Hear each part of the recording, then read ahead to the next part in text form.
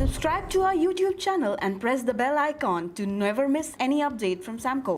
Hello friends, I am Rishabh Shah and today I'll be talking about MTAR Technologies IPO. It is a 600 crore IPO consisting of 123 crores of fresh issue and balance through offer for sale. The objectives of the offer are to repay debt, working capital requirements and general corporate purposes. The issue opens to public on Wednesday 3rd March and closes on Friday 5th March. It has a price band set at Rs 574 to Rs 575 per share with a lot size of 26 shares. Incorporated in 1999, MTAR Technologies is a leading precision engineering solutions company engaged in the manufacturing of mission-critical precision components and in critical assemblies.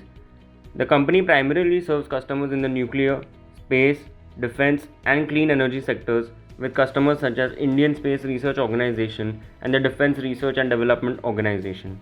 The company currently operates through 7 manufacturing facilities situated in Hyderabad, including an export-oriented unit. It lays special emphasis on research and development of their manufacturing processes, their past experience in supply of their products, reputation for quality, safety, price competitiveness, ability to meet customer requirements has not only strengthened their position in the market but also has enabled them to establish and maintain relationships with customers. The aggregate order book for MTAR as on 31st December 2021 was Rs 336 crore, of which 80 crore is from the clean energy sector, 93 crore from the nuclear sector and 160 crore from the space and defense sector. Looking at the financial performance, MTAR's revenue and profits have grown at 15% and 140% respectively over FY18 to FY20. Over the same period, the company has reported an average EPS of Rs 11.11 and an average ROCE of 19.78%. The company has low debt with a debt to equity ratio of 0.13 only. Overall, the company has a good financial record. Coming to the key opportunities, in India, the precision engineering industry is sized at over Rs 4 lakh crores and is expected to grow at a CAGR of 6 to 7% to reach 6 lakh 65 crores by 2025.